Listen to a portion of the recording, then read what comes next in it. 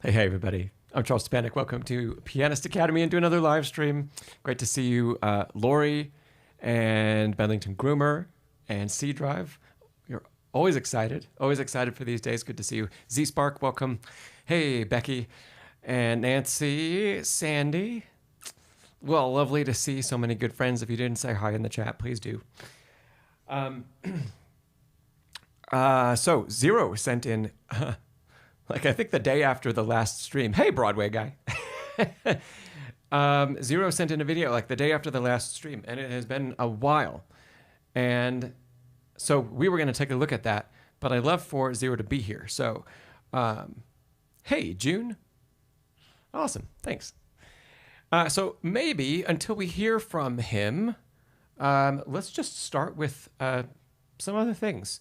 Hey, Sandy. Can't remember if I said hi. Hey, Sandy. Why don't we start with just questions and let's dive into some other stuff, and then we can tackle Zero's submission when they're here, or, you know, in the next little bit. Hello, Isabel. And hello, Leisha. Welcome, welcome. Yeah, it's like all of my favorite people are here. Awesome. So if you read the description, maybe you weren't expecting to jump in with questions right away, but why don't we do that? And when Zero shows up, I'll just answer the one that we're currently in the middle of, and then we'll jump over and take a listen to his Chopin prelude and talk through it. Yeah, Nancy, groupies, yeah. So what all do you want to chat about today? Theory, chords, harmony, interpretation, technique, practice, so many things. Specific repertoire, scales, arpeggios, sight reading. Z-Spark, okay. What should you spend your time on in a 1-hour practice session? Great question. You say you're around a late beginner level. Are there any recommendations? And then Becky, to follow that up, theory, chords, harmony, practice, all of those sound good? Okay. And Isabel, what level, RCM level, would I estimate my piece Contemplation number 2 is? Okay. And Sandy, how to be marvelous? Well, you know, we could try to tackle that. Oh, lovely. All of you, you have questions. This is wonderful. Okay. So, starting with Z Spark's question, what should I spend my time on in a 1-hour practice session? Yeah, and a late beginner. Z Spark, what do you mean by that? If you could, when you work on your technique, what kind of tempi are you practicing your scales at? And what repertoire have you been working on lately? Maybe what are a couple of pieces that you have finished or that you've maybe performed even? Give me a couple of those, because the words beginner and intermediate and all of that can mean very different things to different people. About 4 years ago, this is the only time it's happened, but it's just proof that sometimes words are confusing. I had a prospective new student contact me and say that they were a beginner, and they were playing Schubert's impromptu, and they were playing it at tempo. Yet they thought they were a beginner. So the words can mean lots of different things. And Bedlington Groomer, this is like a nice follow-up question. When you don't have a lot of time to practice, what's the best thing to do? Yeah, we'll maybe tack that on to the end of this. C Drive, let's keep it positive, C Drive. You're a late beginner, which means you've been at this a while. You still stink. Well, maybe not. But yeah, that is funny. Okay, Z-Spark, you say you're currently working on Kabalevsky, Opus 51, number 1, Russian Variations. Let me find that music quickly, because I'll be able to get a little bit better. I'm not super familiar with Opus 51.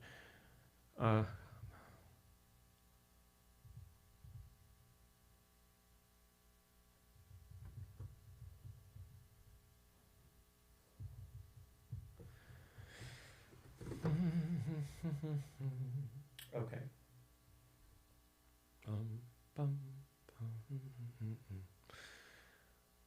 Okay, and Z Spark, You see, you haven't worked on scales too much. You see, you feel like you're failing in the basics. Okay. Okay, so I see Kovalevsky, Opus 51, number 1. Gotcha. Okay, so Z-Spark. Let's divide up your practice time into...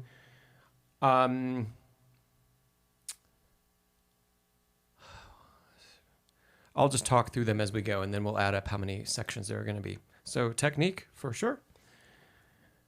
Let's have some time for note learning. Let's have some time for more deeper musical work, like interpretive work. And let's have some time for sight reading. So let's call it 4 sections we're going to try to work through in a 1-hour time frame.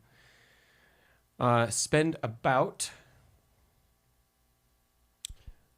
let's say, 10 to 15 minutes on your scales and arpeggios. We're calling that your technique.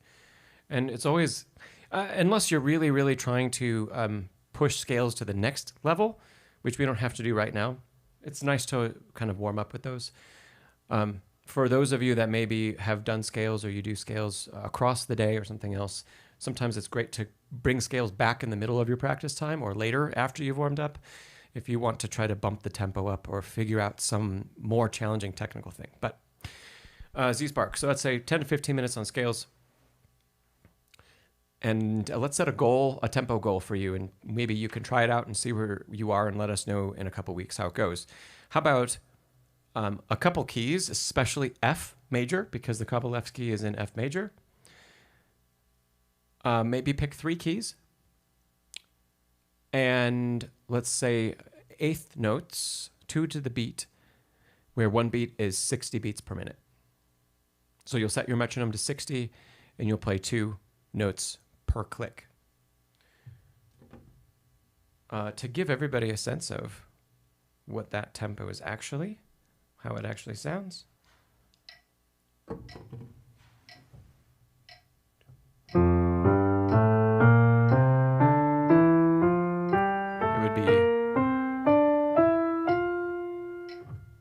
That would be our tempo. Okay, so 60 beats per minute, 2 notes to the beat.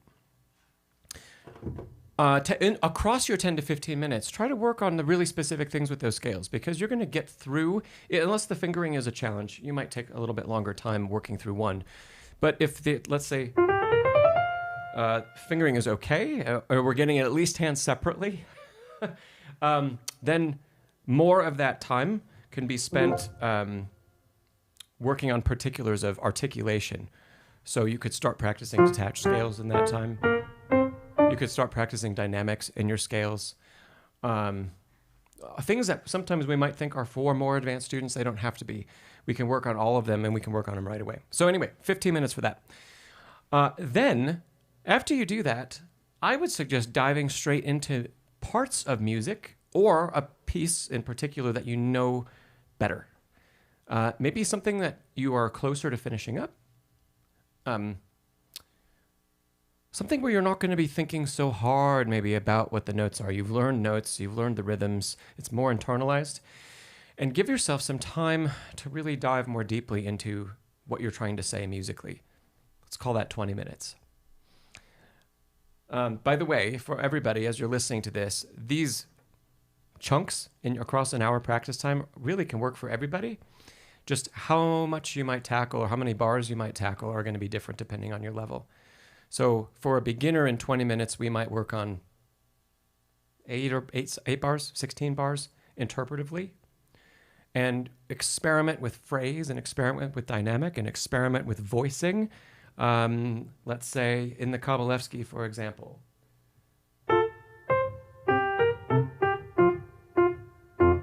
Maybe that's our tempo for now. Are we sure that the right hand is being voiced up, or that melody is above the left hand? Yep. And think about the overall shape, right? We want to get our ears engaged in our practice as soon as possible. And maybe that doesn't always happen in our technique practice, but we want it to happen as soon as possible in our interpretive practice or musical practice. And hopefully, the reason why we're putting that first is because hopefully then when we switch to the third chunk of the day, which is going to be learning new stuff, new notes, you don't have to have a plan for how much you're going to learn, or you can say 4 bars for sure, or 8 bars, or you can take it a bar at a time and just see how far you get. But let's do another 10 to 15 minutes learning new music. And hopefully because you've just spent 20 minutes focusing on finer details, your ear is still going to want to hear some of that.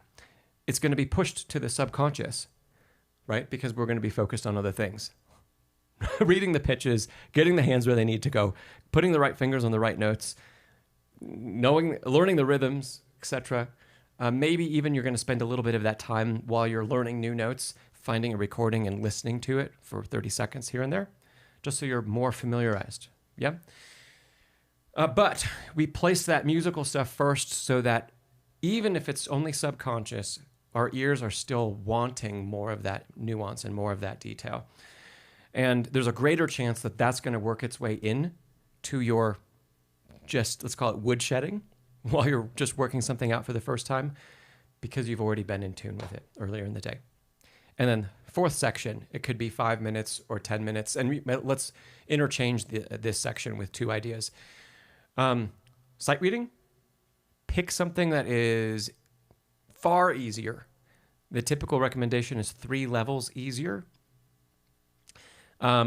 This is RCM maybe 1 or 2.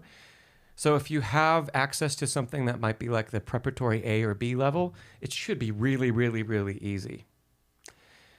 And if you're playing music and you're fluent at playing music, that's say RCM 5, for example, sight read something that's RCM 2 or 3.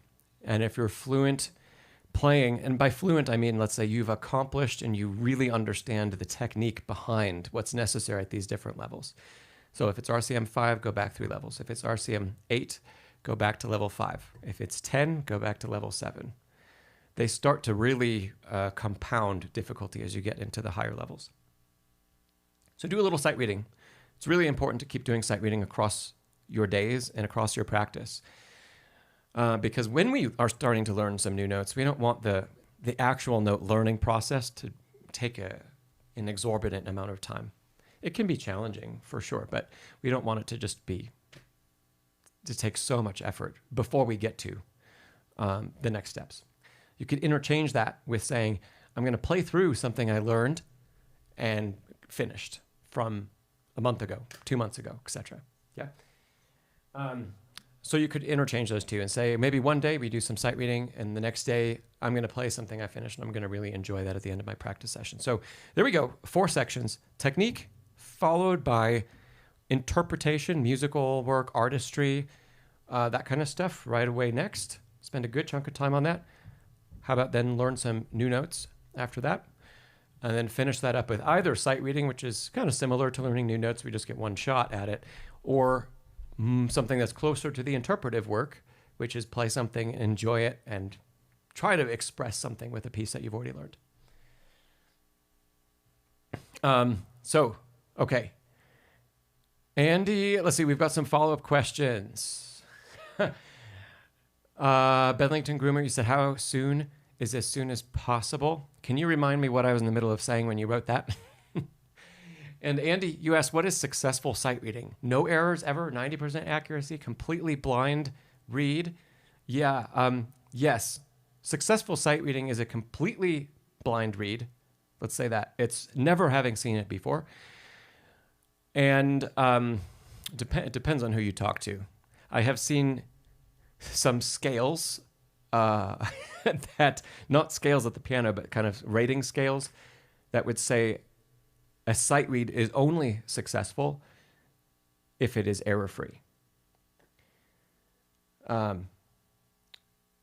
don't know if I'd be that hard on someone. And I think if you would take a sight reading exam through one of the boards, yeah, you would get a perfect score if that happened. But it's not like it's pass or fail. So you said 90% accuracy. We should be striving for 100%, but I'd say if you can The most important thing in sight reading is that we keep going. We don't pause. So if that means, for example, maybe we leave a note out or something else out so that we don't pause and we don't stop. It could be if there's a chord, you leave one of the notes out or two of the notes out.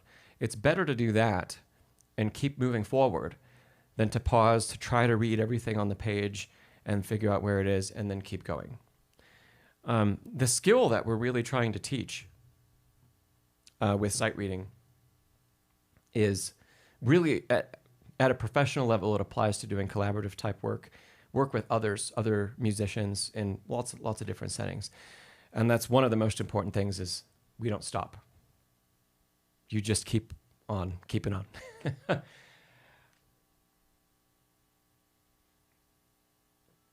Okay. Let's see. Bedlington Groomer, you said to bring in artistry as soon as possible, and then okay. So that was what I was talking about when you asked how soon is as soon as possible. Yeah, the very first sight read if you can. So as the more and more advanced that you get, right, the more we incorporate that immediately because we cease thinking about music as all of these separate moving parts and we start thinking about it as an expression.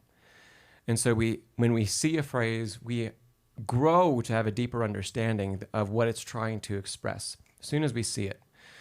Something that many of you were there, something that we talked about in my membership group, my private group yesterday, was being able to see that ahead of time before you actually play it on the page. And when you get to the point where you see it before you've played it, then you can express very first time. That is truly the goal, to be expressive the very first time. Otherwise, if you really take to heart my kind of push for doing chunks and small chunks in practice, if your chunk is small enough where we're able to learn those notes after a couple repetitions, 3 or 5 repetitions, then you can immediately, after those 5 first day, we want to start building another layer, layer of depth under that it's just notes and it's just rhythms. Because if we don't, the longer we sit and we practice, I'll just use the Kovalevsky as an example. If we would practice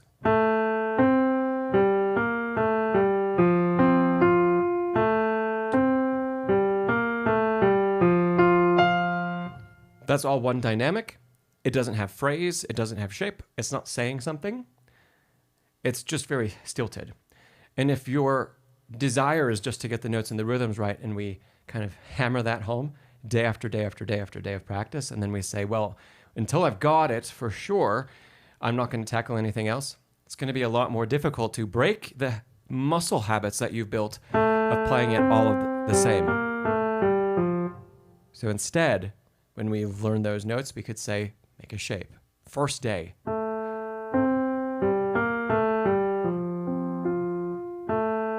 Quieter.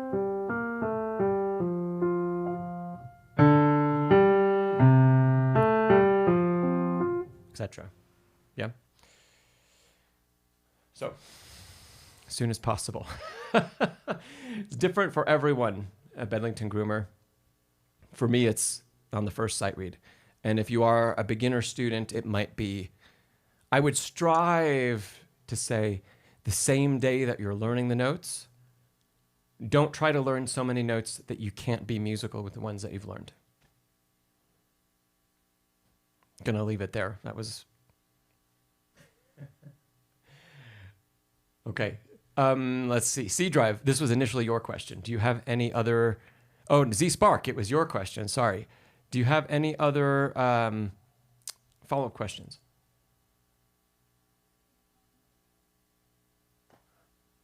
Yeah, let me know.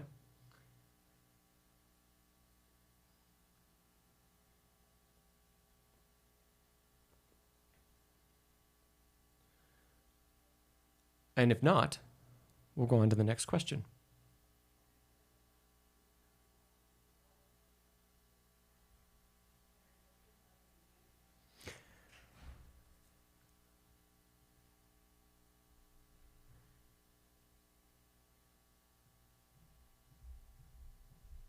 Okay. Awesome, Z-Spark. Okay, great. Anybody else, if you have any follow-ups, go ahead and chime in, but we will move on to something else for right now.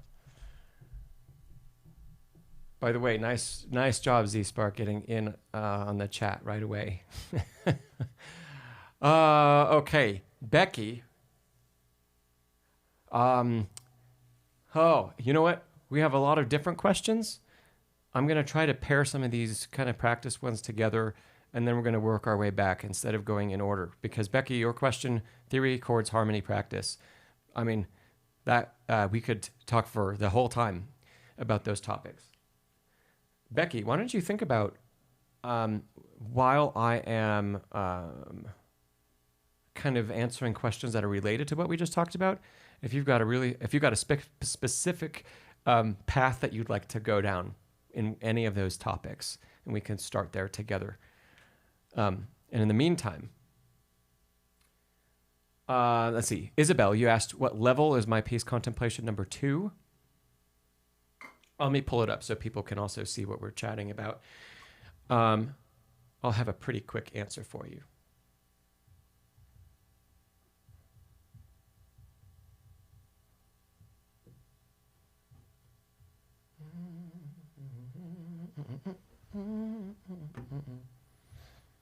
So, okay, here's the piece. Oh, I haven't read this in a long time.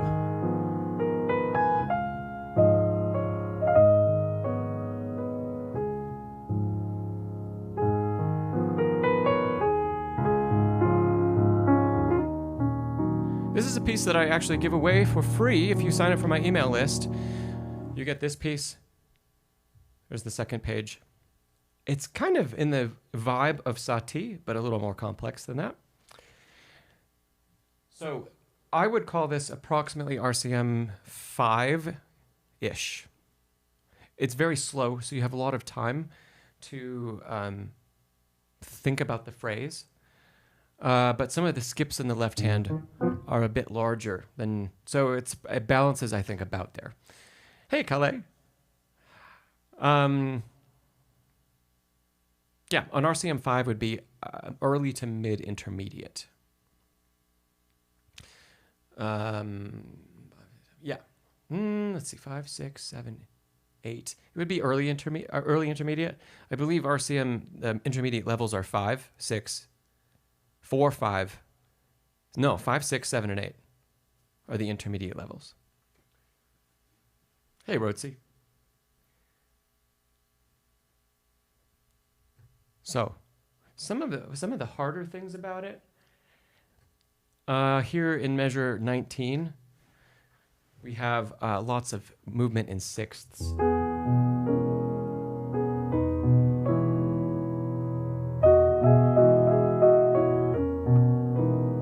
And it would be possible to play those with a bit less technique because they don't move. I mean, less than like a really advanced technique because they don't move real quickly. And I wouldn't place, if I was teaching this, I wouldn't place great importance on finger legato through them. That's going to be a more advanced technique through thirds and sixths. And I would say if you want to just play them all with 1-5, 1-5, that's fine if that's your level.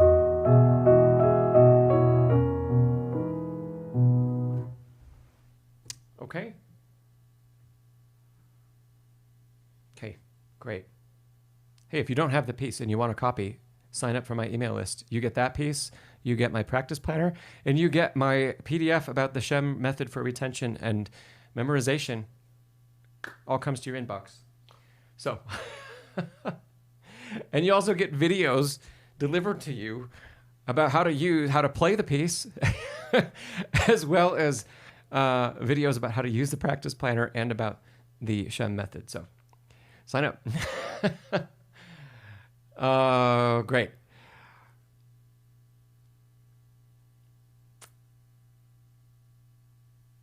Let's see. So Broadway guy,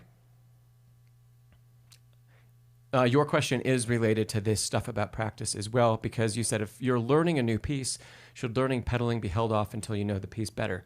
No, it should not.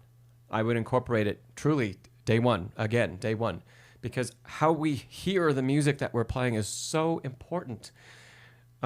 We don't want to get used to hearing something a certain way that's very, very different than the intended and what the intention is in performance. Eventually, when we have finished learning, we don't want our initial exposure to the piece to be so different that it's impossible to make it sound like what we intend it to eventually. We want to get as close to that intention as soon as possible. So that's not to say always pedal everything, right? Not all the time. But yeah, the first time through, use the pedal, because you want to be training your ear. That's what we talked about, right? We want to be training our ear that if the pedal's held down and we're blurring things, that's a bad thing. We should be listening. Day one, when you may be focused on the notes and the rhythms, we still need to be listening. And pedal is a great way to get involved with that. It also changes all of the coordination of the body. If you're pedaling, it changes a little bit of how it feels to play. If you're pedaling, it changes how we might approach finger legato or not finger non-legato playing, but still with connection, which then directly affects how you practice day one. And the fingerings you choose get affected. And sometimes you might say, well, if I'm going to use the pedal here in a particular place, I don't need to use maybe a certain fingering that's recommended by the editor, which is for no pedal at all. Sometimes what editors recommend is not the best. It's not the best choice. Pedaling sounds like a simple thing, but adding it affects everything else about learning. And if we don't add it right away, we could end up needing to change all kinds of things that we already have learned. And if you've taken my course on practicing, if you've just practiced, you don't even have to have taken anybody's course. You know, if you have to change something that you've practiced hard, that's not easy to do. So we want to eliminate the possibility for those changes. Hey, Bethany.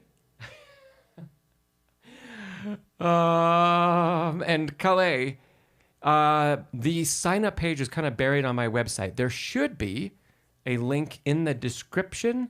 There should be a link in the description of this live to sign up for the email list. I don't remember exactly what the headline is that kind of draws attention to it, but I'm pretty sure it's down there. So check that out. Hopefully you have access to it during the live stream, and if you don't, just come back after it posts, or it's on every single one of my videos, I promise. You could click on any of my videos. There's a link to sign up. Yeah. Cool. Yeah, Isabel, you say RCM 5 plus. Yes. Yeah, 5 plus, maybe 6 because of those sixths, but okay. Let's go back and let's see, were there any other questions about that type of practicing stuff?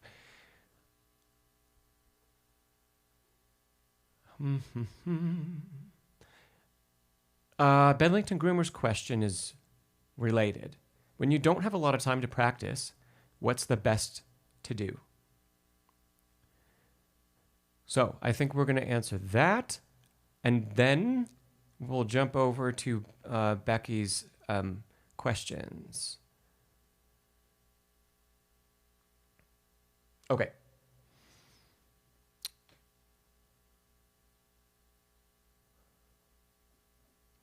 When you don't have a lot of time to practice, what's the best thing to do? If you have 5 minutes, you can still make great progress. You just need to be really targeted with what you approach. And let's say ahead of time, you know what, let's plan what we want to accomplish. If you have 5 minutes and you say, I'm really stressed and I just want to use the piano because it's my hobby. I want to just enjoy some time making music because it's important to me. Use those 5 minutes to play something that you've already learned and enjoy playing through it.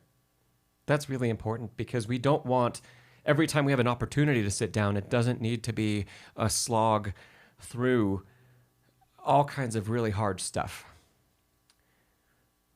If it's your hobby. I don't usually get a lot of people here that are auditioning for, festivals or competitions or music programs. If you're doing that and you are here, it's different. First of all, you need to have more than 5 minutes a day to practice. No matter what's going on, you have to find more than 5 minutes. You have to find more than probably an hour every day, and you cannot take a day off.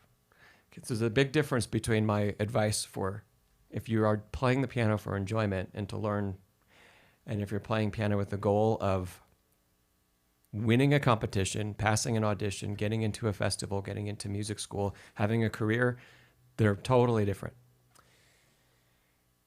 If anybody wants to dive deeper into that, let me know. I won't spend much time on it because I don't think many of you are in a place like that. And hello, OCD King. Okay, let's say one day, Monday, you spent 5 minutes and you enjoyed playing the piano. And Tuesday, again, you only have 5 minutes, but you took time to enjoy the piano yesterday. We still need to spend some time working on something, right? And we want to see progress. Progress can be just as motivating as that time that we spend enjoying stuff. So we still want to keep taking those strides. Go to the measure, pick one, truly, pick one measure. Go to the measure that is the most challenging, that's causing the most problems, and practice it. You don't have to do anything else. Just practice that measure. If maybe you're kind of in the middle of working on pieces and you haven't started something new yet, and you don't know where that particular measure is, but you've got some other things that you've learned that are older, and so we're in this in-between place, then pick a scale, maybe, and it's related arpeggio. Practice those, and don't just run through them, but say, like, I'm really going to work my articulation of fingers that don't behave very well. How about especially the third and the fourth fingers in a scale, especially where we cross over or the thumb crosses under them. And so Bennington Groomer, I know that you know a whole variety of techniques to practice those kinds of things because we've talked about them. So I'm not going to go into a massive list here, but it could be detached. It could be with accents. It could be in rhythmic groups. It could be using different dynamics.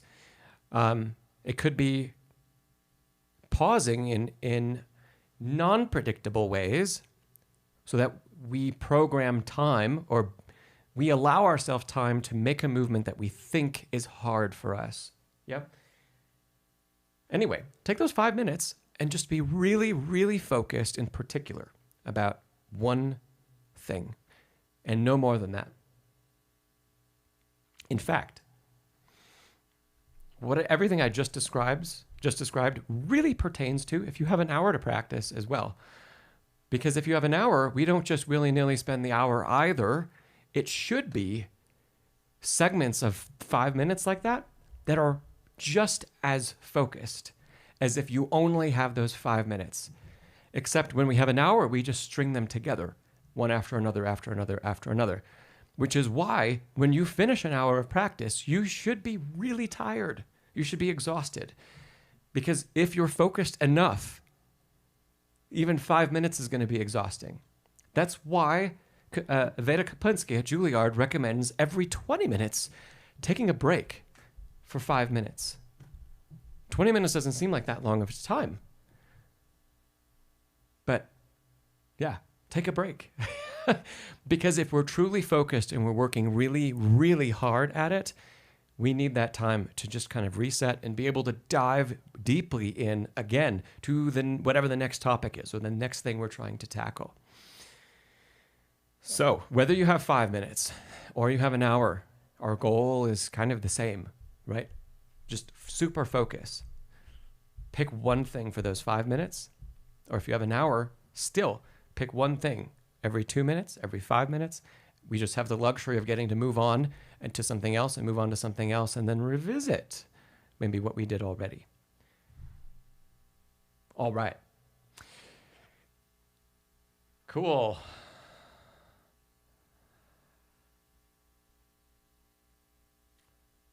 Lori, let's see. Lori, you asked about some not so famous pieces. Hello, Hyper Joe. You asked about a little Bach from a little prelude.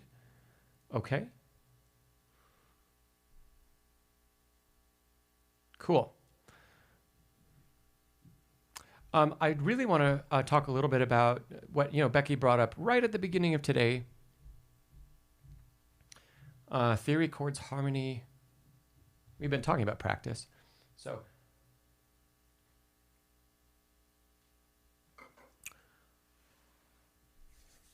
let me open this up to everybody else before we jump into Lori's question and Hyper Joe's question. Does anybody else here are you struggling with a particular harmonic topic? Whether it's identifying a chord or understanding how something works in a particular piece. We could kind of dive into just one very particular, very specific thing and talk a little about that.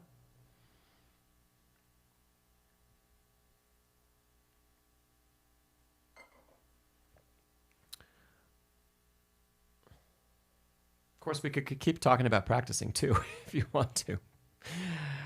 But I'll hit the other questions first before we keep going with that.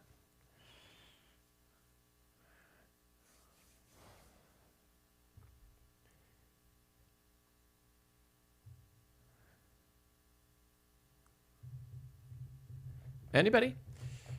Theory question, harmony question?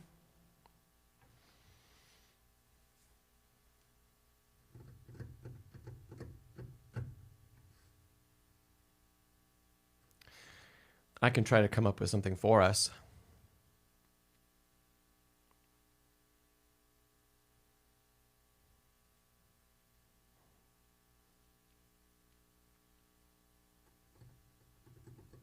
Okay, Z-Spark, maybe you'll help narrow this down for us. You say it is a broad question, but you don't understand how to name what chords are in a particular section of music.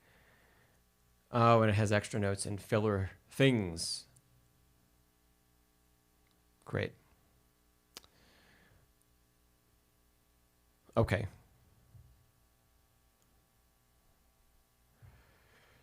We can tackle that a little bit more. Oh, and thanks, Isabel. I appreciate that.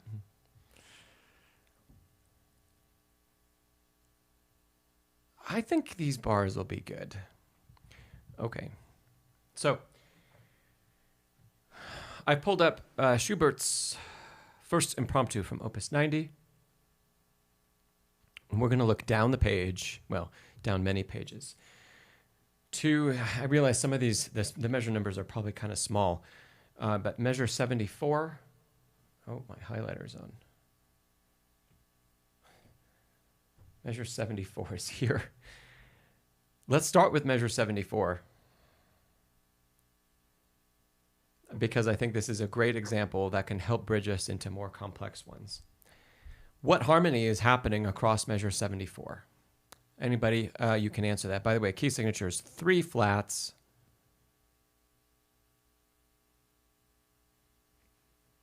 Hey, Dylan. If you find improvising and learning music by ear is the best way to build your concept of harmony, not sure how to extend it beyond that, and particularly not in the context of classical piano. Yeah. Dylan, I'd expand that to say also not just improvising, but the creative process of composition is just phenomenal for understanding theory in a really practical way. Because we can analyze to death another person's work, and we still might not really understand what's going on. But if you have to build something yourself, and you have to build it kind of outside of your typical vocabulary. When we improvise, we only use vocabulary at the piano that we are really, really familiar with. It doesn't expand beyond that. So you might be familiar with things that you see or that you've read in other pieces or other works, but you're not able to improvise on them because you don't have that extraordinarily deep understanding of them. So improv is like It's like, you could think of it like a test of, okay, what theory am I really comfortable with? If you're really comfortable with it, you're going to be able to improv on it.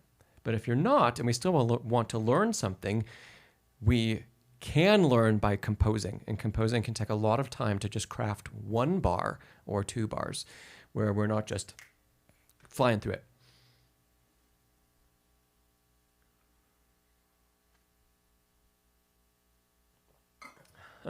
Andy, you've got a really interesting question that we'll get to next. It's the theory. Great. Bethany agrees. Hear, hear. Composing helped you, Bethany, understand harmony and structure more than anything else. Awesome. Nancy, hey, I'm so glad you said that. Yes, little filler things that Z-Spark mentioned are probably passing tones. That's why I pulled up this measure 74 that we're looking at. And we have, Z-Spark, you said you see A flat. Okay, that's correct. We have A flat major. How do you know, for everybody here, Z-Spark especially, but everybody, does the notes that are not a part of the A flat chord, D flat and B natural, do those in any way affect our definition of the harmony of this bar?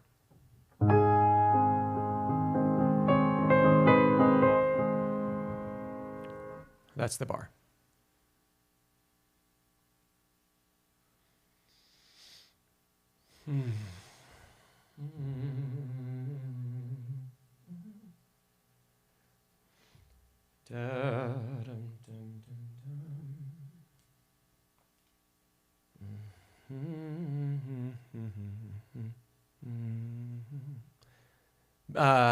Becky, you say they add color.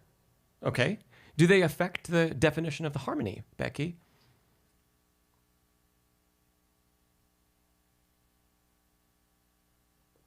The B natural. Dylan, you say the B natural makes you think minor. Interesting.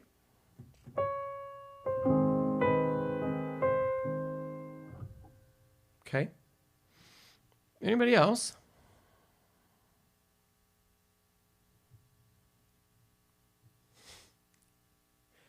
It's easy for me to just explain things, but we learn more if we take guesses and we try to figure them out on our own too.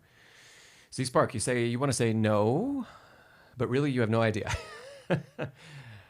Maybe because it goes back into harmony after it. Mm-hmm. Yeah.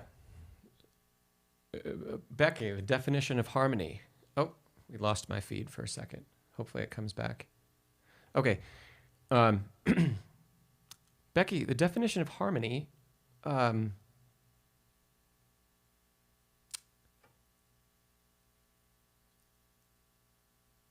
Yeah, do those notes change the chord that we would describe happening?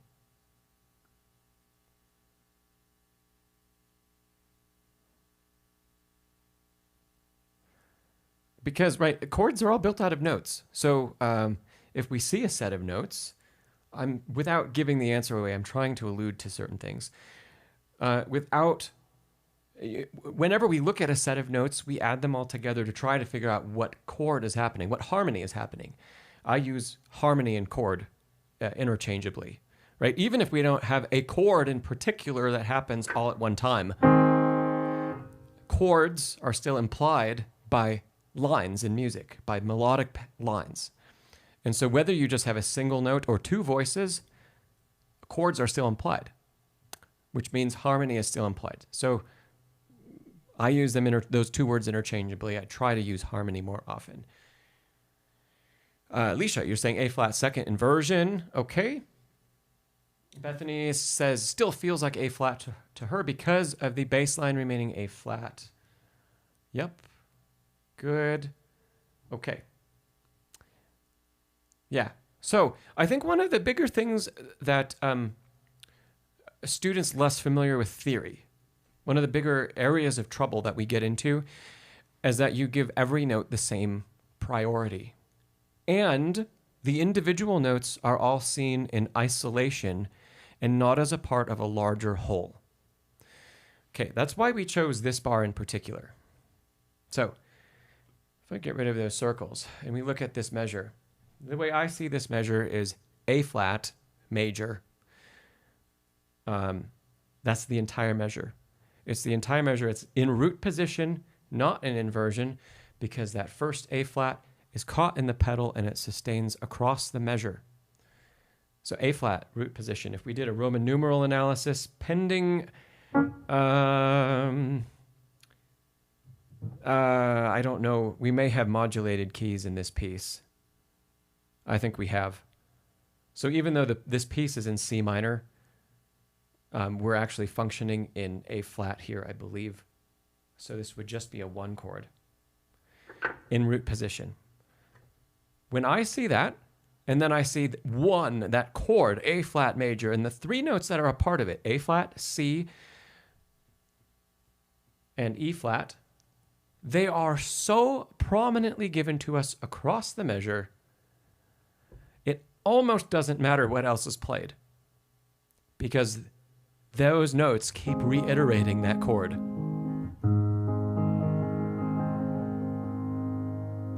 Almost anything else could be above it. It would still be A flat major.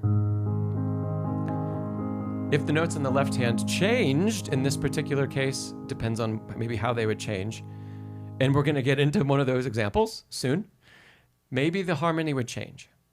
But here, we would call all of not all of them, just those 2. D flat and B natural are non-chord tones. They're not a part of A flat. So let's just think about them that way.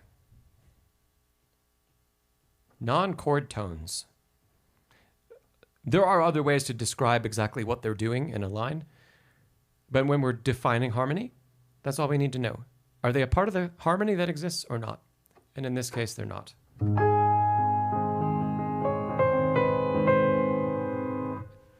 How do we know that? If we were to play the whole bar like I just did, does that melodic line change the underlying harmony that we perceive when it's played in tempo? Not when we play 1 chord at a time. Not that, but when we play in tempo and hear the whole line together.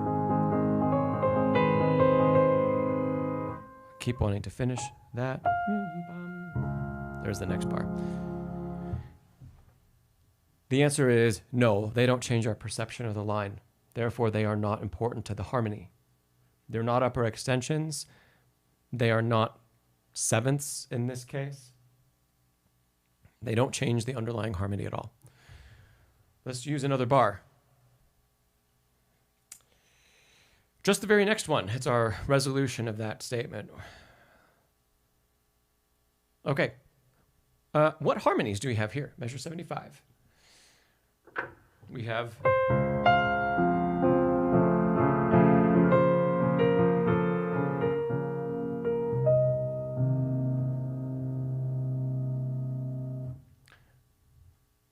Hey, Miguel.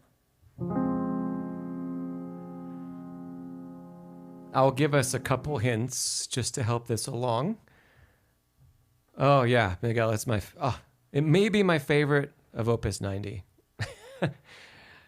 Yeah. So, a couple hints for you.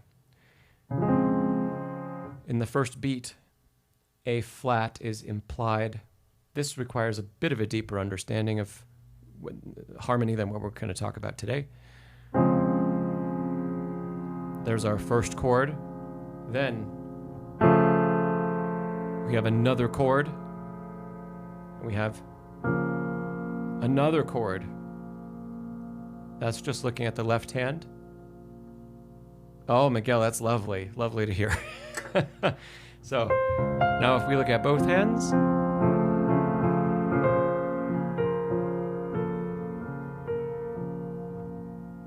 we have a very similar line to measure 74 that we had just looked at. We have two notes that are non-chord tones. That one and that one. Again, following the motif. It's the first note of the figure and the third note of the figure, just like back here. Okay. Now, the question becomes, what are the harmonies that exist in this bar?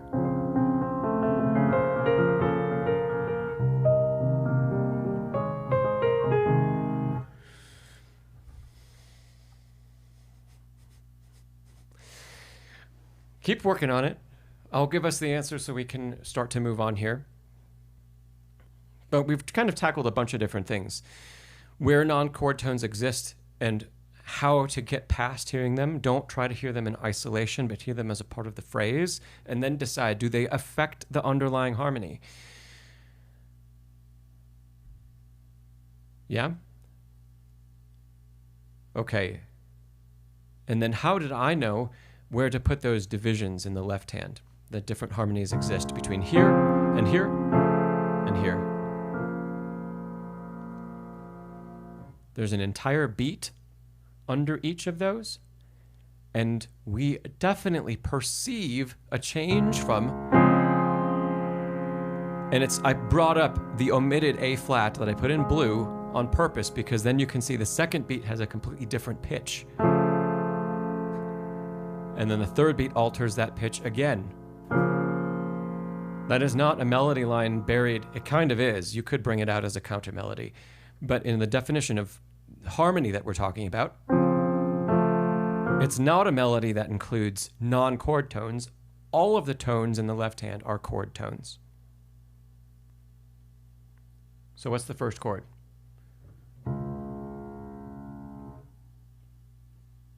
D flat, major 7. Second chord.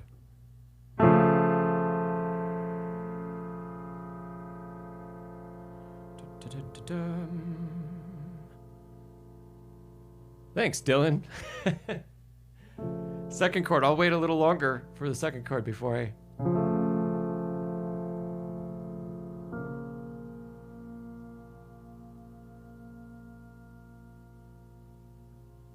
Anybody?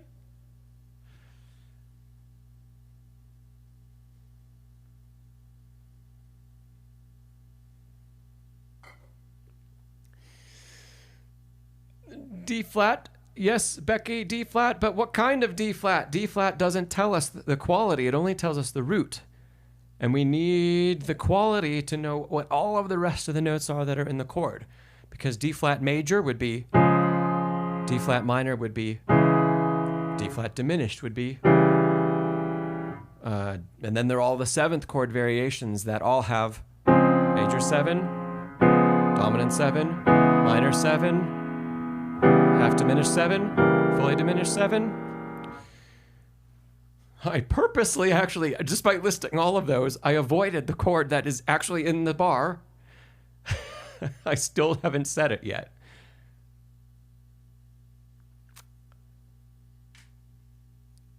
We've had a couple guesses. I'll give it to us.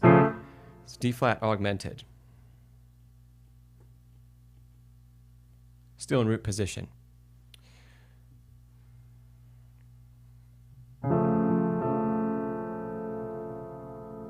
Yeah, Z-Spark, you got it. Okay. And that resolves to...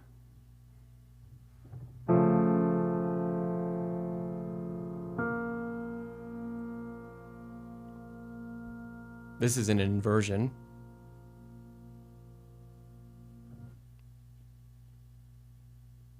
I shouldn't have written that capital. So B flat minor in first inversion.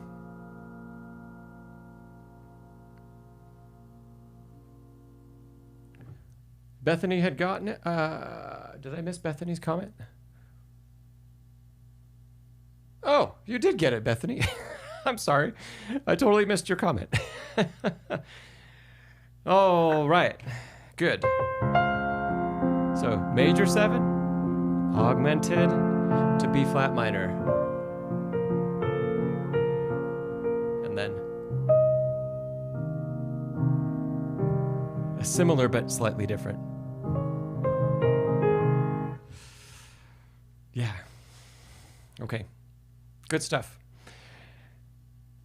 So I thought these bars would be great because the harmony is given to us by Schubert repetitively. We're not questioning. He doesn't make it as easy to question, let's say, where the harmony changes because of the repetition in triplets in the left hand. That repetition really reinforces the harmony across different beats. And then we can see a little bit more clearly when there are non-chord tones. And I'll just put in yellow. Those two B flats are chord tones. They're a part of that B flat minor harmony. The C is not. It creates tension, musical tension, emotional tension. It makes the line interesting because you're using notes that are outside of the chord, outside of what the harmony is.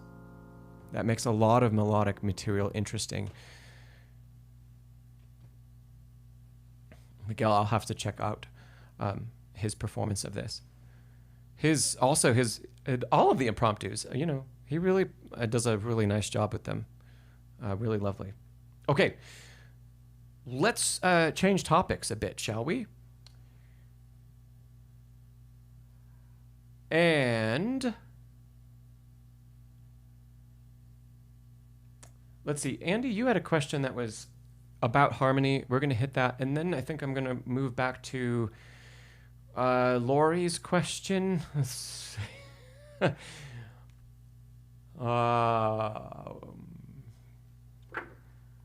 I'll see what I can think of, Lori, about not so famous pieces. And then over to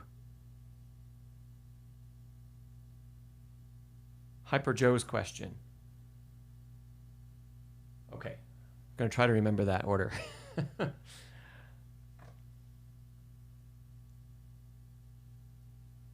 So let's see. I said we were going to go to a question about major and minor sevenths first.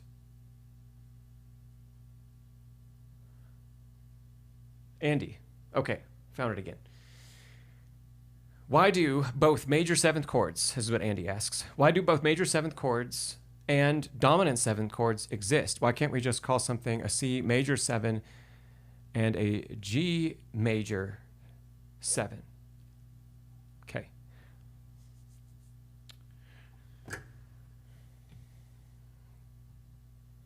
Does anybody in the chat have a concise, typable answer to that? I do. For sure. But I'm just pulling up some blank paper first. So let's see. Andy, you asked. I lost it again. There it is. So you say, like, for example, C major 7. So C major 7 has the following notes. We've got C, E, G, B natural, C major 7. And G major 7 you brought up as well. G major 7 would have G, B, D, F sharp. Okay.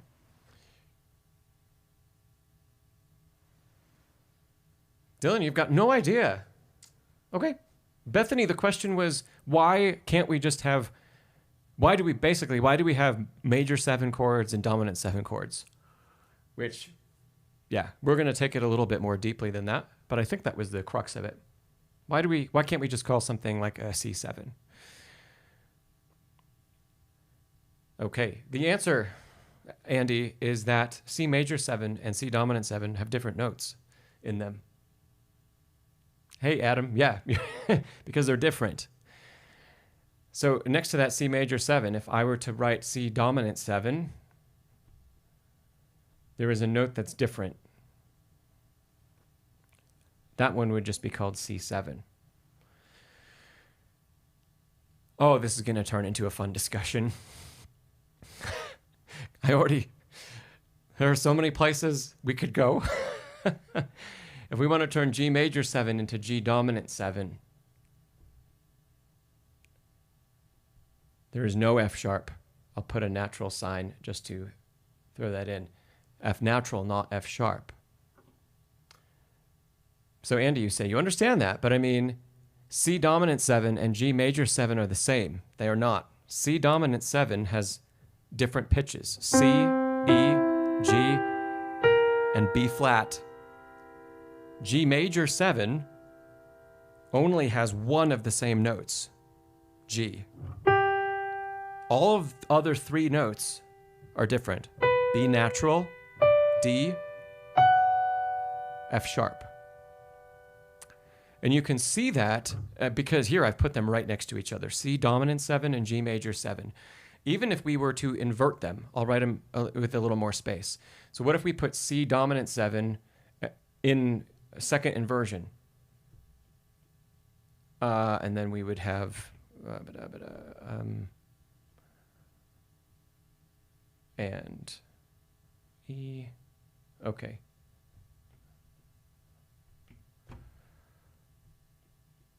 So here is C dominant 7 in second inversion, which would be 4-3 inversion. And if we write G major 7 right next to it,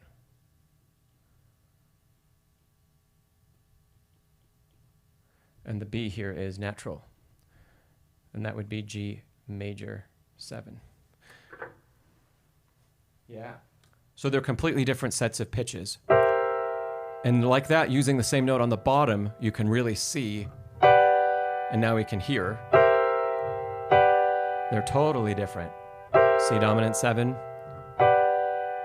G major 7. Okay. So CD, hello, by the way. And you say part of the confusion comes from the term dominant. Referring to dominant 7 is not the same as the dominant chord of a scale. Yeah, that is part of the confusion. And hey, Joe. Joe is getting it right.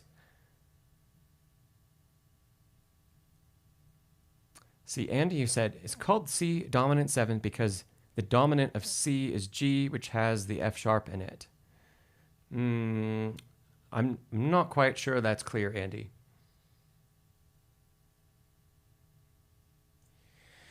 So, dominant. CD was kind of right in there in your comment that the term dominant gets used in so many different ways that it can become very confusing.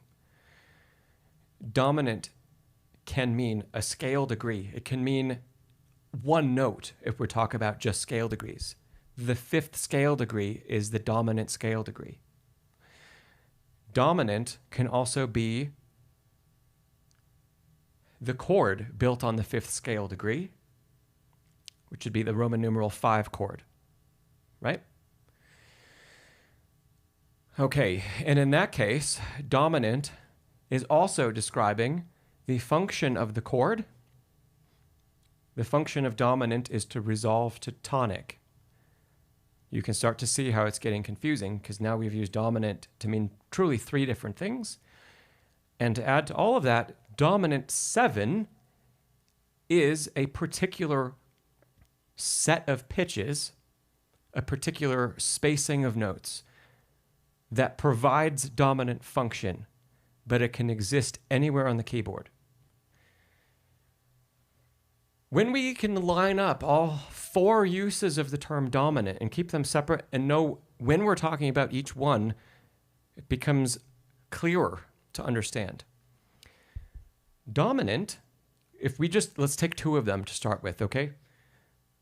Dominant 7 is always a very particular orientation of pitches. It's a particular stack of notes. And if we're going to stick with the key of C major, but we're going to use G7 for the reason I'll get to in a second. So in the key of C major, G7, which would be G dominant 7,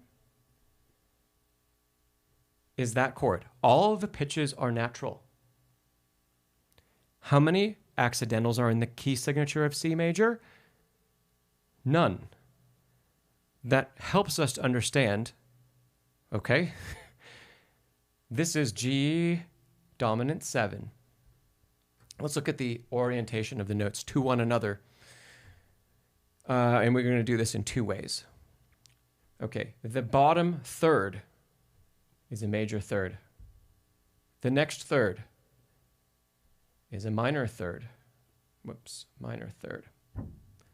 And the top third is a minor third.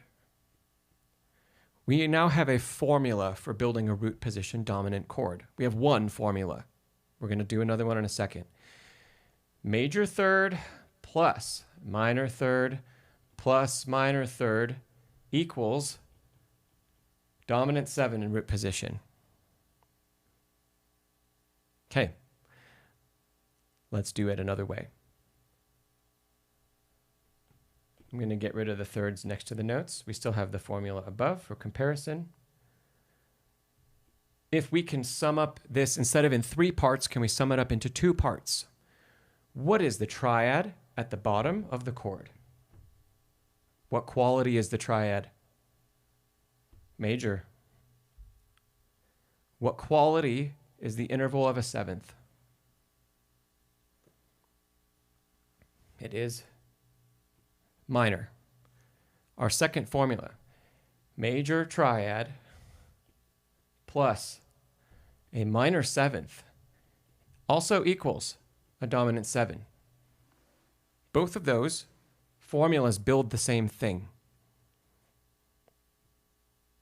Using those formulas, you can build a root position dominant 7 chord anywhere on the piano. You can start on any pitch. You can follow the chord type or the interval type, and we can get a dominant chord. Great. Now, the follow-up question is, why is G7 the dominant in C major?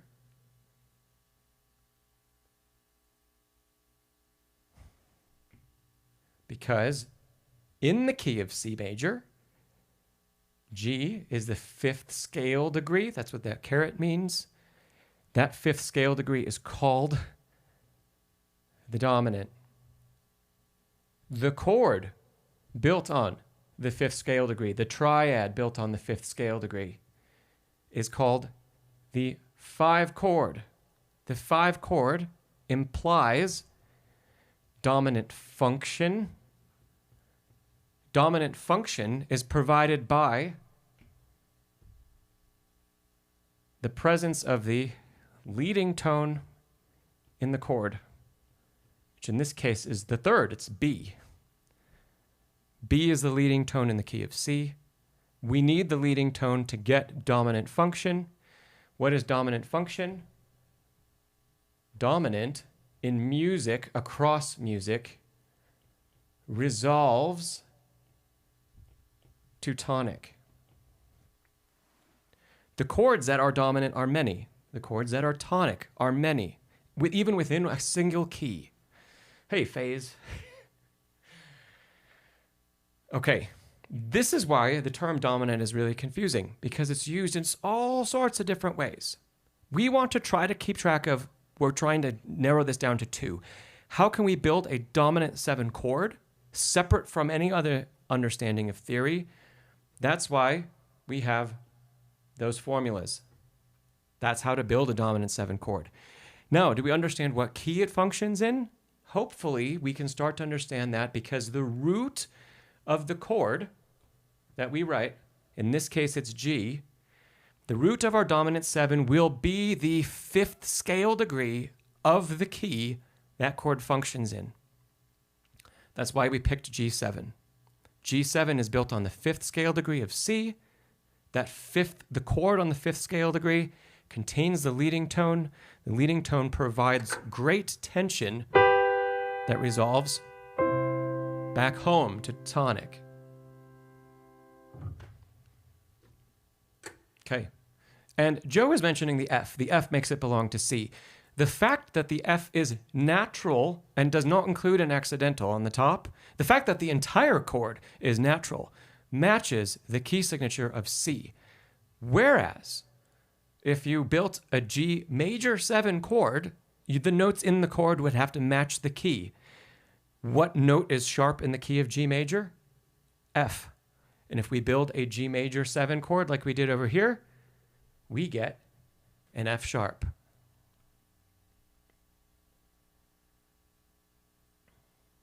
Z-Spark. Yeah, well, Z-Spark, I've been recommending using the theory books attached to like the RCM series for intermediate harmony and theory. Yeah, they'll take you through things that you need to know. This is kind of advanced stuff because it's, let's be real here. If you have ever studied music out of a method book, what happens is at some point in the method book, you're playing a lot of stuff in C major, and they introduce a 5 chord, and they say, here's G7. And then they just tell you, G7 is the Roman numeral 5 chord. And it gets left there. Or sometimes G7 is called the dominant. Okay, great. And it's only given in that one inversion. And then you move on. And so a lot of times, unless you see that particular inversion in that particular key, we don't make the association of what any of that stuff is because it's not presented in the book anywhere. Why is that? Because the theory is complex enough that if you were to be given all of it right at the beginning in that first lesson, you'd be like, what did I just, to use the words that Faye said, what did I just walk into?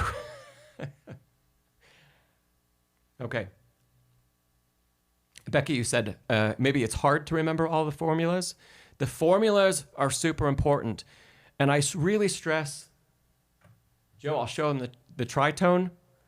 Yeah, okay, we'll talk about that. That'll be the last part of this. Okay. The formula that's the most important is the second one we talked about. So because we're kind of finished with the conversation, you can go back and review the formulas I wrote. That one, that's the most important one. Major triad plus minor 7 equals dominant 7. We're going to define all of our 7th chords, the whole variety, the gamut of them, which would be major 7, dominant 7, minor 7, half diminished 7, fully diminished 7, and minor major 7. We're going to define all of those by the quality of the triad plus the quality of the interval of a 7th. And it'll make a lot of sense when we start to use that kind of formula. Try not to use, you can to start with, and that's why I put it up there, the thirds plus the third plus the third. You can start there. But then we want to bridge that into what is the quality of the triad plus the quality of the 7th. You'll see that major I'm just going to say these out loud, okay? We're not going to write them down. Otherwise, this will be a whole new can of worms. But major triad plus major 7th equals a major 7 chord. That makes sense. It was the same quality in all 3 places. Minor triad plus minor 7th equals a minor 7 chord. It's the same quality in all 3 places. Yeah? It's when things, oh, by the way, diminished triad plus diminished 7th equals fully diminished 7. It's the same quality in all 3 places. That's why we don't want to use the thirds if we can. We want to use the qualities of the triad and the 7th. Okay. Joe wanted me to mention the tritone that exists. So let's go back here. And here we are. Let's just get rid of that chord. So we're still talking about G7, and it is here, right? This is the one in the box. That's G7, G dominant 7. Something really powerful gets added. We talked about the 5 chord being containing the leading tone, and the leading tone was B in the key of C. B provides great tension and then a resolution when we resolve to tonic, because the B wants to resolve up to tonic, up to C. The note that makes the 5-7 chord even stronger by adding the F, there are two things that happen.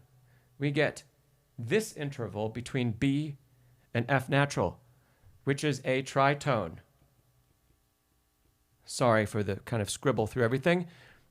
B to F natural is a tritone. Tritone is the ugliest interval in music, the devil in music, as it used to be called in the Baroque era. It provides incredible dissonance before resolution. And where does the F want to resolve to? In the opposite direction that the leading tone did, down to the third of the chord. So whenever we have a 5-7 chord, it always resolves, even in a deceptive cadence. It still resolves, the leading tone resolves up, and the tritone above it, the F, resolves down. And it's, yes, as Joe says, collapses inward. That's what makes the 5-7 even more powerful of a tool in composition to provide resolution, to provide dissonance before resolution, because the 5 chord on its own, if we're functioning in C, great. But what if we have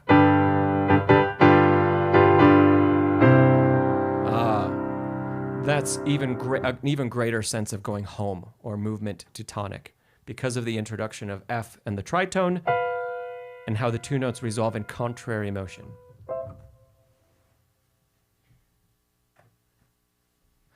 Okay. Well, that was fun.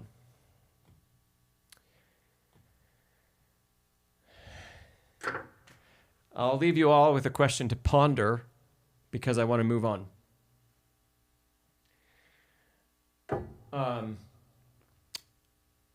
Let's see here. We're not gonna talk about the answer to this. Maybe some of you know it already. I ask my students regularly all the time, and we talk about it. Sometimes it takes a half an hour to get through. If we're in a minor key, write this down. You can go look it up. If we're in a minor key,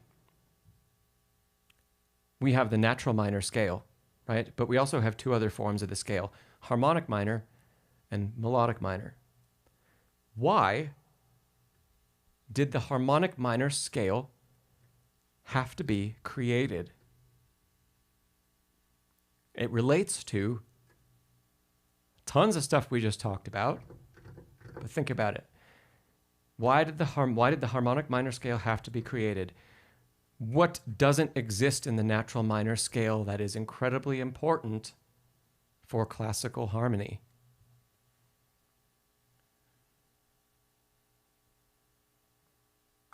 We're not going to get into that. That's your question for the week. Okay. Miguel, you got the answer right. For others, go deeper. There's a really important piece that's implied in Miguel's answer. But I'm not going to tell you what it is. That really important piece. I'm not going to tell you what it is. Oh my goodness. Miguel, I do want to answer your question about, I think it was about Czerny, but I have to go to a couple other questions. Lori's question, and they asked them so long ago. So Lori's question about not so famous pieces that my students enjoy. And then Hyper Joe had a question about Bach Little Prelude. I wonder if I have that little prelude on here or not. I don't. I'm going to have to grab that. So,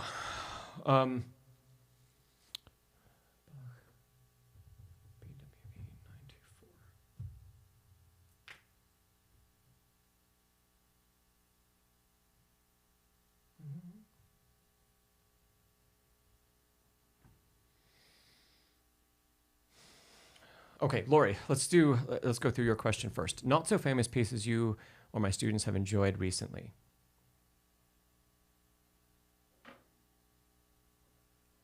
Faze, I don't know which piece you're talking about, by the way. Let's see, Lori, quite a few of my students, it's not just self-promotion, but truly quite a few of my students enjoy playing my pieces.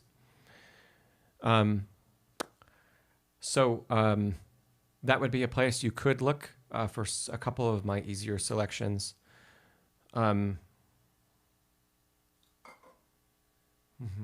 would I have in there? There are a couple hymns that would be good for your level. There would be a couple holiday tunes that would be good. The contemplation that we talked about earlier, contemplation number 2, would be good.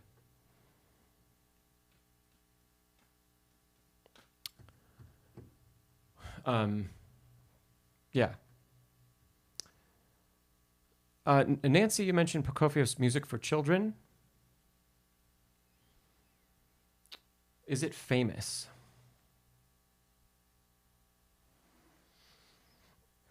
I'm going to say not. Well, because it's not as famous as some of the other albums, children's, works, quote, children's works. Because it's not played as often, we're going to say no.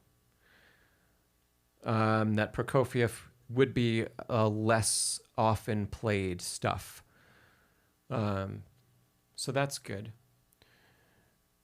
I'm also a fan of Kobolevsky's 30 Pieces, again for children.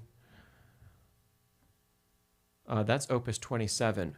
And occasionally you get a piece or two in there that someone will play, but there's a lot of stuff that isn't played all that often. And it's just really lovely.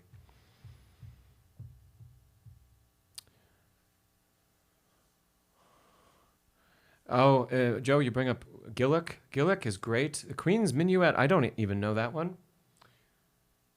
A lot of Gillick's music is really, really wonderful.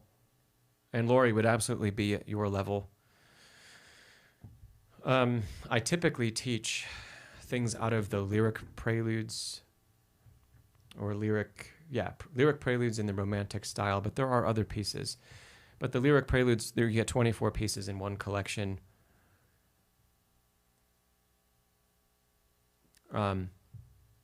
Those are really nice. And they cover such a really wide range of styles and characters. And some are a little longer and some are only like 10 measures long. So they can be both little studies and also really lovely works to study voicing and to study phrase without, having so many notes like you would in some of the typical Romantic era literature. And thanks, Bedlington Groomer, for that shout out about my piece it's called The Park Bench.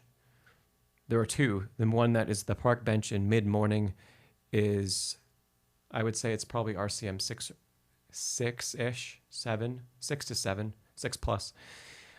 And the other one, the one that is The Park Bench in the late afternoon, I think it's called, or early evening, is more difficult.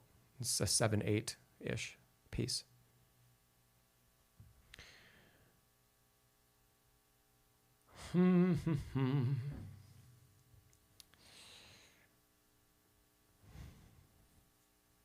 Those things stick out to me, Lori.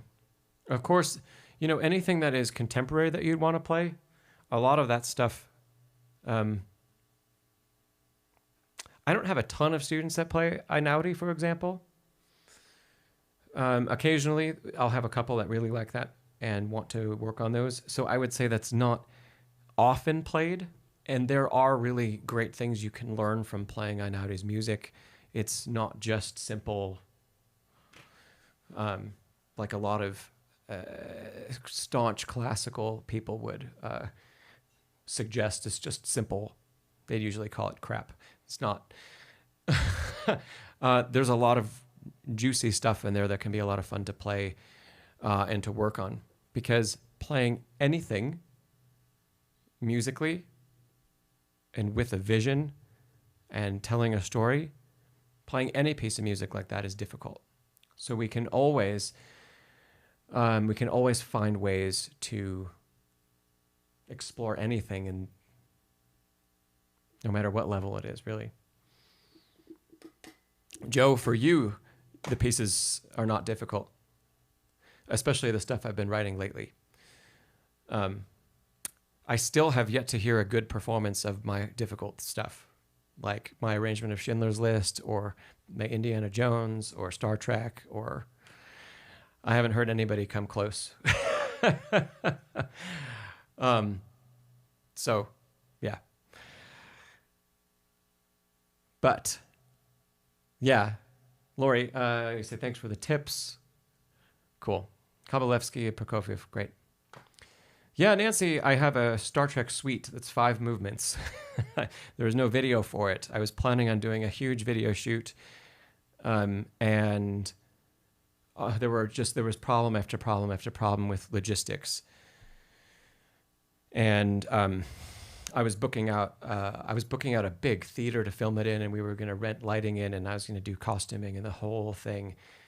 And yeah, issue after issue came up the week of the shoot, and we had to cancel it, move to another location, and I had to nix even filming that piece, that work, and do something else. So anyway, I wrote it in 2017, and I still don't have a video out of it, but it is on Spotify. Thanks, Z-Spark.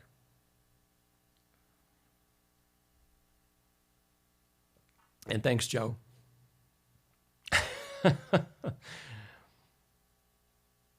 Okay, cool. I need to move to... I don't think we've had Zero show up today at all. So I still would like to cover his submission. But I do need to go back to a question from very early on today. Here we are. Hyper Joe. Are you still here, Hyper Joe?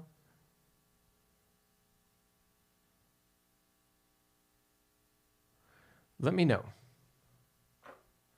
And then after that, Miguel, I can try to talk with you about some Czerny. And then hopefully look at the Chopin from Zero.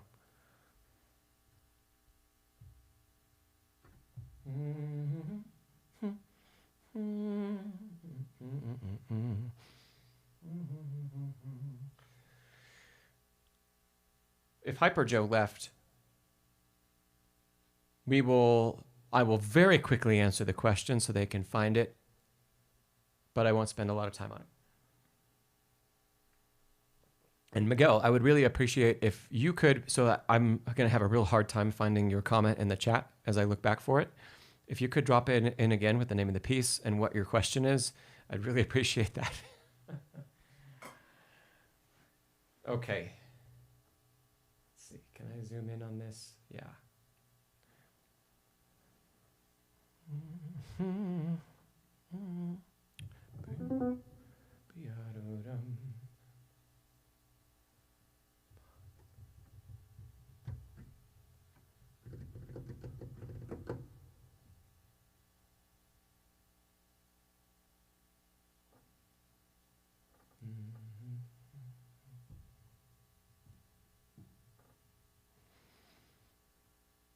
Okay, thanks, Miguel. So, oh,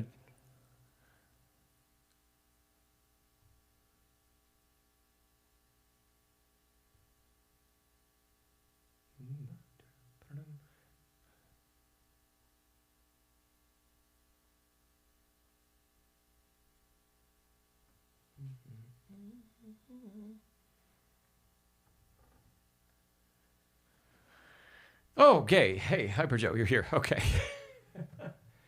Okay, I have not downloaded this piece. I'm just looking at it, so I can't make marks on the score. It's just in a browser. But first up, Hyper Joe, you asked about some trills. Let's just be clear that these ornaments are kind of all over the place. There are lots of different ornaments. So the first one is a lower mordant.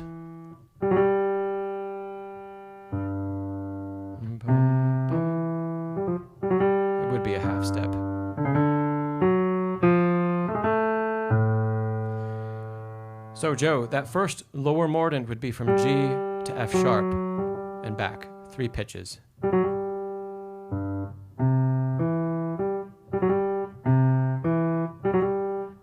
And I would suggest actually playing that with a 5, 4, and then having an alternating finger to play the ornament. So the ornament on G would be played with 2, 3, 1. To show you that, 2 on G, 3 on F sharp, 1, and then down the octave. And we could continue on with something similar going forward. There might be occasions where you can't do that in the score, where you have to just use consecutive fingers like 1, 2, 1. It's a little more difficult, but it's possible. But I'd suggest wherever you could use one of those changes of fingers on the ornament, do it. So 2, 3, 1 makes that easier to execute. Not easy, but easier. Okay. Now, Hyper Joe, do you have these other ones? I can measure 3. It's a trill that begins on the lower pitch. There's that little curved line at the beginning of the ornament that leads to a trill that ends with a lower mordent. So there are 3 components of that ornament. So we would start below the primary pitch, and then we'd play a trill. Trills in Baroque music typically start above the primary note, right? So that little indication says start below the primary note instead. That's what that curved line on the left means. And then end with a lower mordent from B to A to B. I feel like I do need to write that down. So we're going to go back to some blank paper.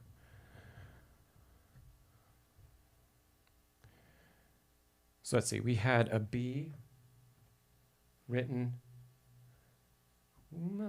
and the ornament was, let's see, and then a squiggle, and then lower mordent. That would translate to bum, bum, and then into the trill, bum, bum, bum, and then into the lower mordent. So we would play it like that. The first 2 pitches are the little curved part of the cymbal. Then we get the trill. And then we get the lower mordent. And when you put all of the cymbal together, like we have over there, that's the full ornament. Okay? Hyper Joe, do you have any follow-ups about that?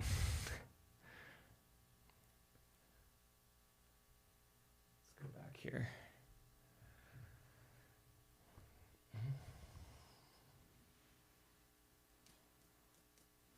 The timing.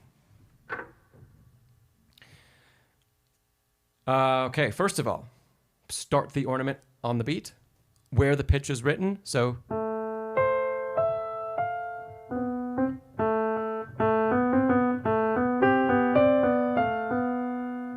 let's see, I'll write this one out for you completely.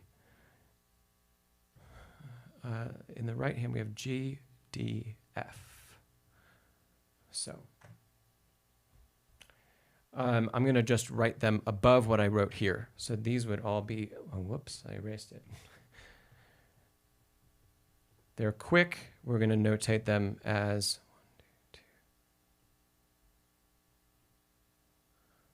Fast rhythm, 30-second notes. And now we have, that's not quite going to match because I believe the right hand was in 16ths.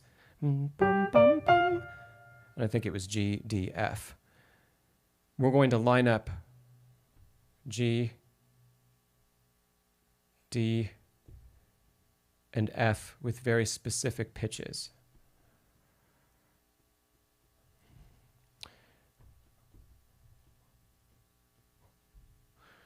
So, looking vertically, the G will line up with the C, the D with the next C, and the F with that A. and they will be all together. Probably resolving up. That way, Hyper Joe. Yeah. Hopefully this is the one that you're calling the big trill. We're giving, and the pitches are lining up between the two hands across the entire ornament.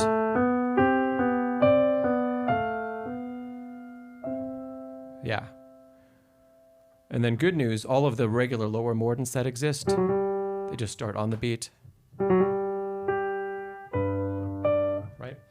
And we have room for that because they exist in their own space. There's a rest in the right hand. Joe, does that answer your question?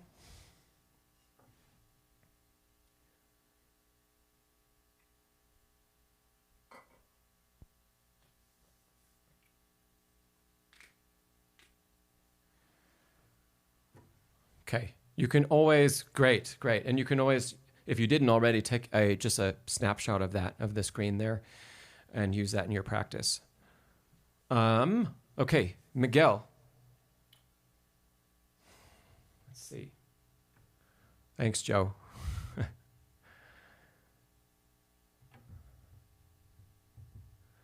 I do have Opus 740 here. Number 17.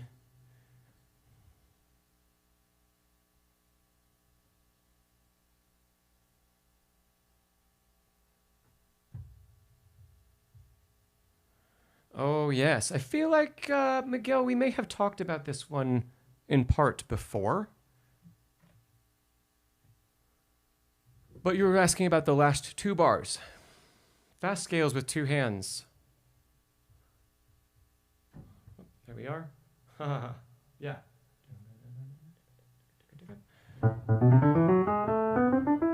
So it's just a melodic minor, ascending,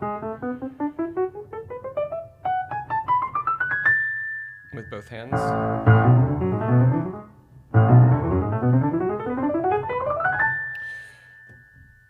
So, Miguel, tell me if you've already done this, but the most important thing, and when you have a passage like this, both hands together, or if you're working your scales on your own, are you letting the weaker hand lead the strong hand instead of vice versa? I'm assuming weaker is the left, usually is for most people. Is your left hand, you are, okay, your left hand is dictating the tempo.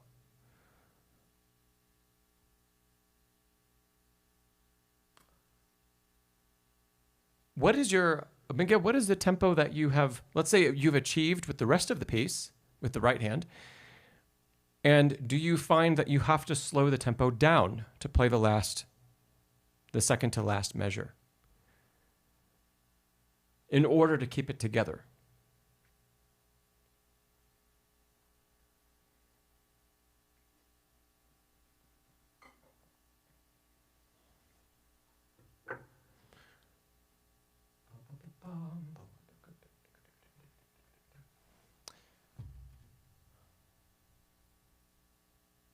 And when Miguel has that tempo, we'll take a listen to what that's like. Hey, by the way, if you have been here for a while and you haven't given the stream a thumbs up, could you give it a thumbs up for me? Would be appreciated.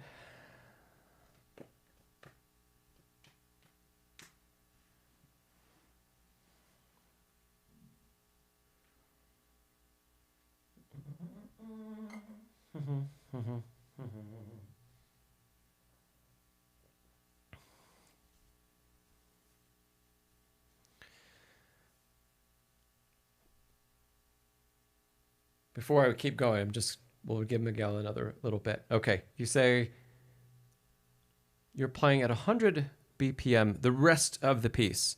So everything else with the right hand.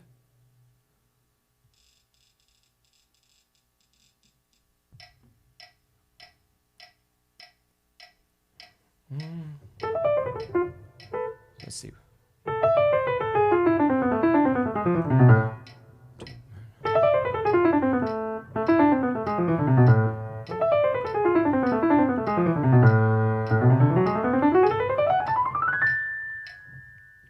Okay, but not the scales. Miguel, is it just, I'm assuming it's just the left hand that can't keep up. The right hand, having a group of 7 instead of 6, is slightly faster at 100, but it's only very slightly.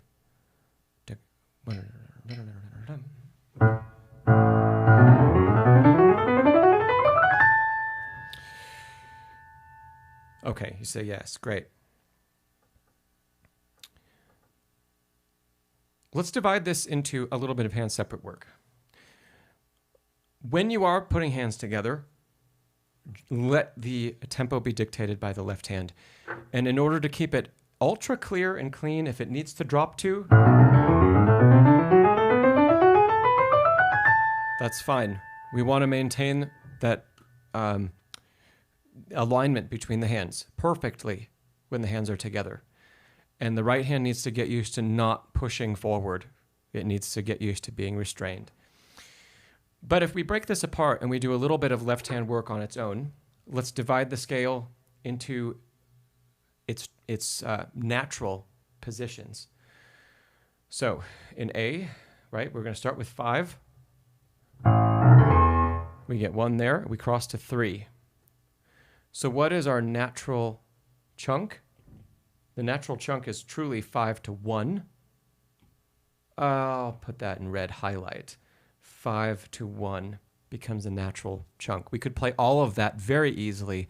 And if you moved to the next chunk, it would be 3 to 1. Right? So, Miguel, start by saying, well, truly, these chunks on their own, if you take the left hand by itself, can you play them lickety-split and still cleanly?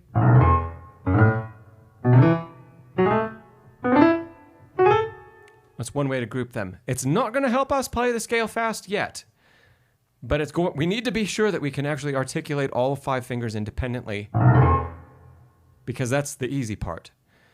So if we can't do that yet, that needs work. On the way up. Trying to make sure they're all the same dynamic and the same speed. Then comes the harder part, which would be take your group and play the group plus the next note. Truly, the hard part of that is simply going from thumb to 3rd finger. That's this moment that we need to navigate very fluently. And if I just play those 2 pitches, right? Thumb to 3, it's that. And I don't have my overhead camera set up today because I was expecting an important call that I thought I might have to take. But while I'm doing this, maybe it'll be even easier to see from back here. But as soon as the 3rd finger comes over, the hand is aligned perfectly for what's coming next. The rest of the fingers, 2 and 1, don't have to reposition themselves. They're on the correct pitches as soon as the cross is made to that F sharp. Same thing when we would cross later to 4th finger. I want especially the 3rd finger to be exactly when 4th finger plays, I want 3rd finger to absolutely be over the next note of the figure. Let's go back. If we're playing the first group plus the next note, we want to play to that and have 2nd finger be resting on G sharp. That's the goal.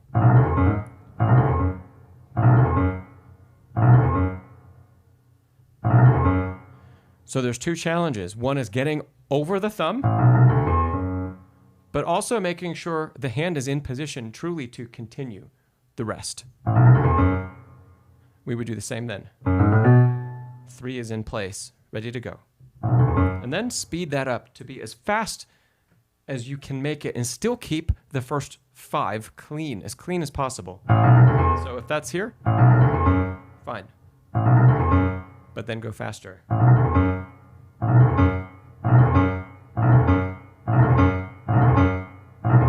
Until that starts to feel like one gesture. while you're programming in that it's one gesture, you can feel free to release, let go, like I'm doing. You don't have to hold the hand on the key. And then do the same. And then do same. Up the scale.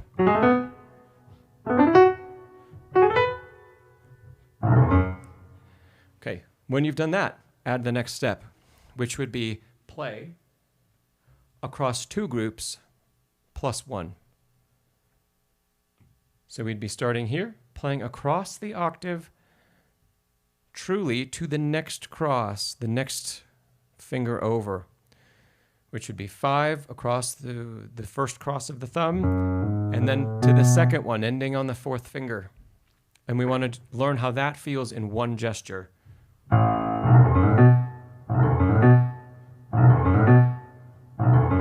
Like that.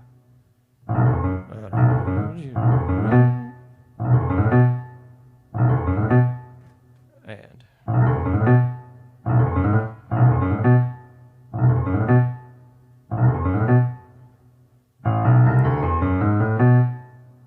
that's more slowly. Okay. Those little breaks are really important because not only they're allowing us to speed this up quite a bit. Yeah, Miguel, I'll come back to that in a second. They're allowing us to speed up quite a bit the easy part, which is great because we want to keep that clarity and understand it. But they challenge us to only play one note past the hard part, not an entire scale. Right?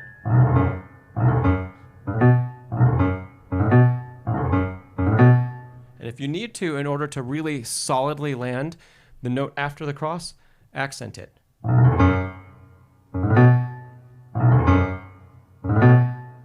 Yeah? Hey, hey, ETO. Happy hump day. In addition to making it possible, because we're just going one over, we are subconsciously also programming in points of rest across the scale. And that's really important. If you have a long passage that's really difficult, we don't want to build tension across the passage. We don't want to have it creep in where it starts really well and 1 or 2 octaves later we're just scrunched up and tight. And so even though eventually those little breaks are going to be practiced out, we are practicing in release, which is great. And that will translate into, with time and working on it, of course, that will translate into being able to play that whole scale all the way up at a faster tempo than you're currently capable of. It won't be the tempo that you can achieve there. It won't be that fast yet. That'll take some pretty dedicated time to get there. But fairly quickly, probably within just a couple days, you will see that your hands together will be just a bit faster. Okay. Hey, IB. And Miguel, you say that low register is hard for you to play cleanly. Oh, Miguel, if you're not doing this already, another thing to add, do not attempt to play it legato. Just let go. So slower than that, right? Slower than what we were doing. The low register on a piano, the hammers, the whole mechanism is much heavier. It takes more force to move the key and to throw the hammer here than it does here. Pretty substantially more force. So it does require more activation energy into the key to get the same thing as what would happen up here. Yeah, that's a piece of cake compared to this. Yeah, but be sure if the left hand can start to sound really muddy, even without pedal, if we're holding on to the notes at all. Yeah, if there's too much legato, that was bad legato. But if there's any legato at all, it's going to get muddy because of the tempo we need to achieve. And then we'll find it should get easier as we go up because the keys themselves are getting lighter. Okay. Good. Thanks, Miguel, for that question.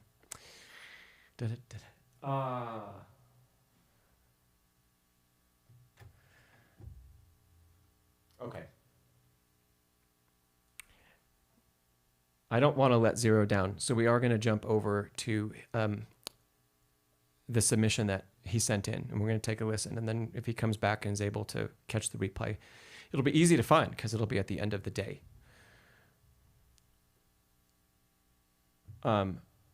Zero sent over some playing of Chopin's 7th Prelude.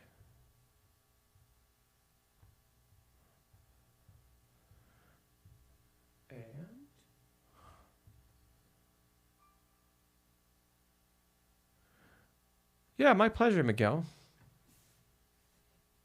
Okay.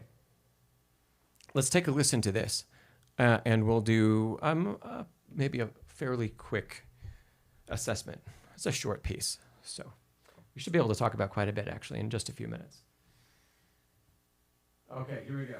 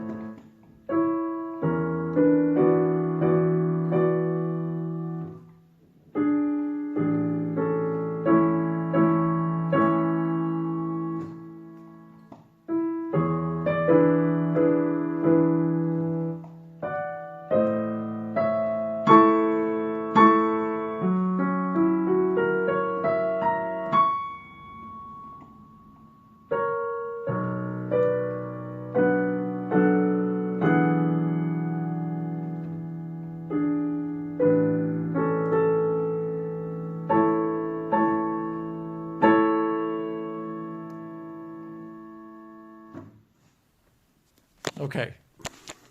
I know he's not here, but let's give Zero a round of applause. And thanks for sharing that. All right. Let's talk about, yeah, Miguel, please send a video of your journey. And another one, for sure send one. Email me one and we'll talk about if we could do two, okay? But for sure one. Yeah. Yeah. Thanks. Thanks, Nancy, for that applause. And Joe, Lori. Yeah, great. All right. So Zero did a nice job of holding back tempo because usually he is playing through things very fast. So good work holding back. The first thing, let's talk a little bit about Chopin's pedal marks. Zero was obeying them very precisely. I don't think we want to hear truly a break between phrases like that. Even though the pedal indication there is, I mean, the fact that it's in front of the third beat could mean a whole lot of things, from nothing at all to maybe he meant it to be there. Pedal indications like these are notoriously not in the place where we are supposed to take pedal, even though these are Chopin's own pedal marks and not an editor's. So, and for example, on the modern piano, we cannot just put the pedal down here. I would have to listen again to Zero's performance to see if you did that. But we don't want to just play one pedal across all of that because we lose that note and the C sharp for that matter. Both of those end up extending and we lose where the melody actually goes, which is down. So the pedal needs to be more complex than that. And often we will hear at least one change to show the melody there, if not a half pedal, or to slowly let that low E natural dissipate. We could do kind of a half pedal and a half pedal and half pedal. So each of them gets a little bit of clearing. And by the time we get to the end of the phrase, it's very clear, but we didn't just simply cut off the low note. So we do want to work on that to start with. But then the real thing that was causing my ears some grief was that we'd end the phrase and then there would be silence. Let's argue this in two ways. First of all, I would err toward the side of no silence at all between. Let the rest in the left hand be observed, and let that be what the pedal is indicating, that the E natural octave is not sustained across the rest, that we're truly letting it go, right? So, but hold until. And then for the sake of color of the sound, after the release to show the rest, put the pedal back down again so that we get a more three-dimensional sound instead of just a plain vanilla that kind of sinks and doesn't go anywhere. All of the rest of this we're pedaling. We don't want to go from a very lush three-dimensional sound to two-dimensional. We want that to also be three-dimensional. So that's the first thing. Try releasing exactly on the rest and then put the pedal back down to capture the melodic tone to add dimension. But let's say we do want to show the tiniest little separation. Maybe we can do that.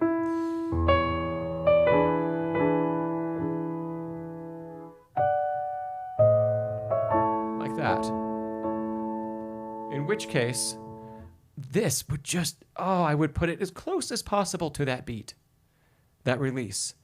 Not early, and try very hard to not make this bar, don't make it a 4/4 bar where we add a fourth beat. 2, like 1, 2, 3, 4, 1. Don't change the meter by adding a release and space, silence. Keep the meter. So it still needs to be in 3. And that bit of silence, if you really like it, can be just a little catch breath. That would continue on then.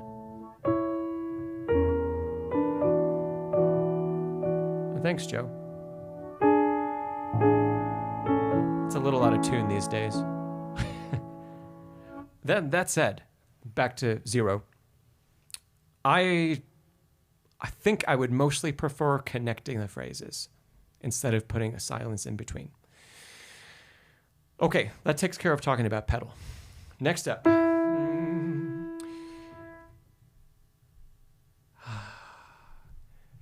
0, I think you could allow your hands to be a little more free, especially through the phrase. Can your gesture help to show the intention that you have for the phrase? Meaning the wrist. Can the wrist and the intention match? So I kind of saw a lot of down, down, down, hold, reposition, and then same, down, down, down. Instead, if we want the line to sing and to move forward, can we also show that? Especially with the release at the end. Up.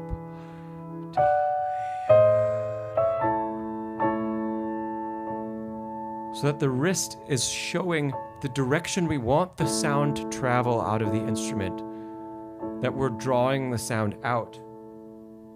We aren't just sinking in and playing the notes, right?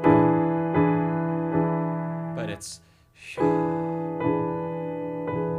up and out and singing, and then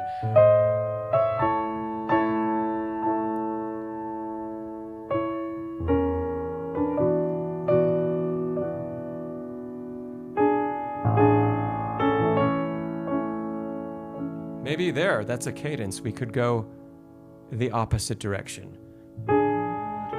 since it's coming to rest, and then changed.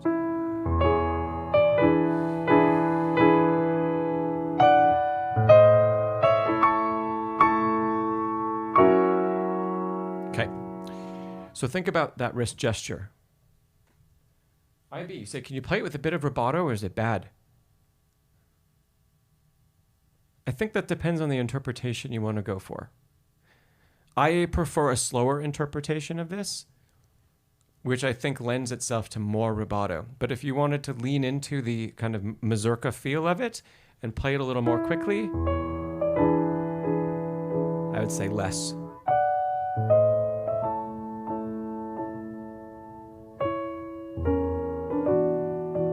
One, two, three. Just maybe a little there and then back. And going a cell, getting faster. We may be able to hang there a little bit.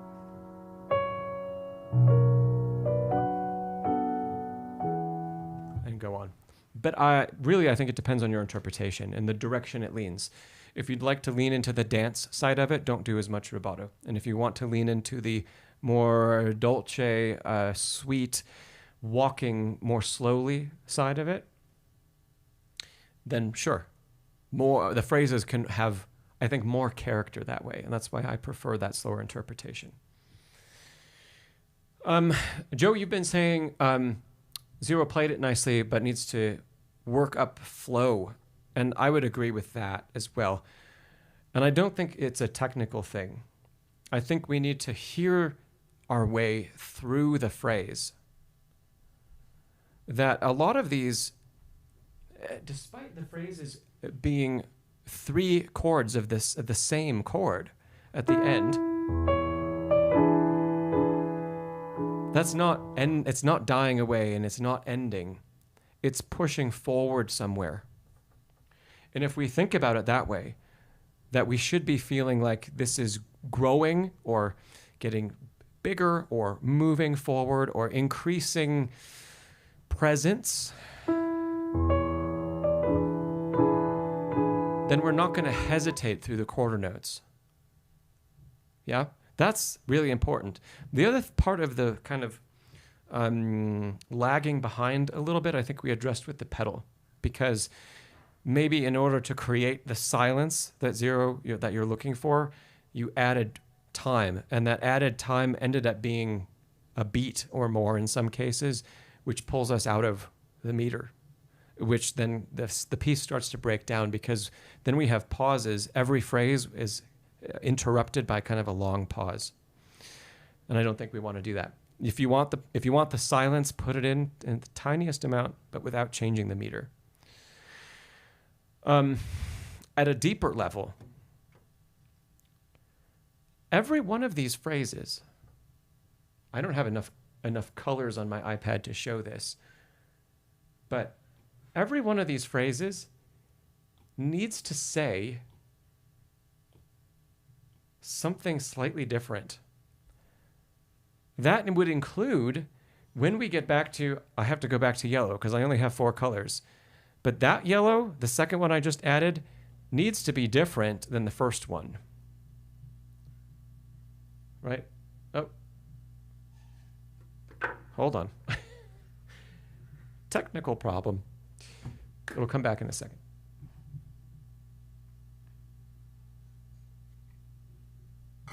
Okay.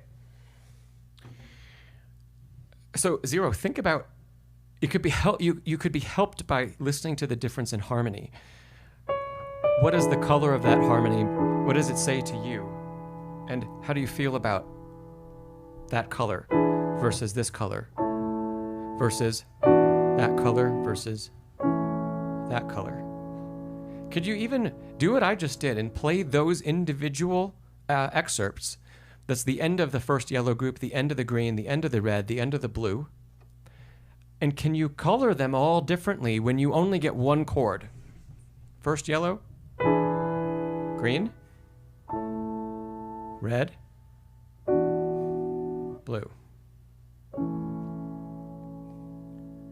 And so they're all saying something slightly different, and we get this variation in each phrase. And then we can be helped with the notes on the second repeat, as long as the yellow isn't the same as your very first one, which I think it'll be easier to make that happen because it's where it's leading. And 0, if you cannot reach that chord, let's see.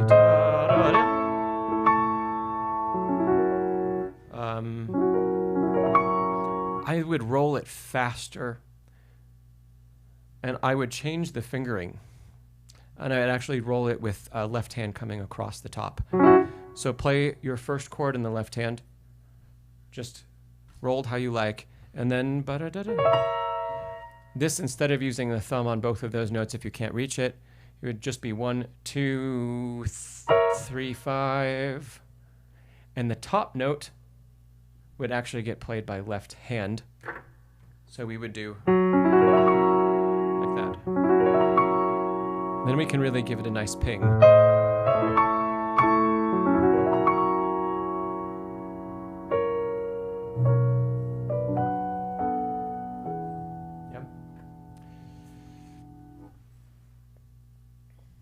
IB, you asked, can you play the first one more mazurka style and the second more rubato? I think it would be better to stick with one style. The piece is so short. I wouldn't use that to add variety to an interpretation where we kind of I would call that a drastic change. Strive to play it either more like a dance or more introspectively. And work within that and find your own variation within that. Yeah. Oh yes, the notes must rise up off the page. That goes for every note you play of anything. The notes themselves are not music. It's what we do with them.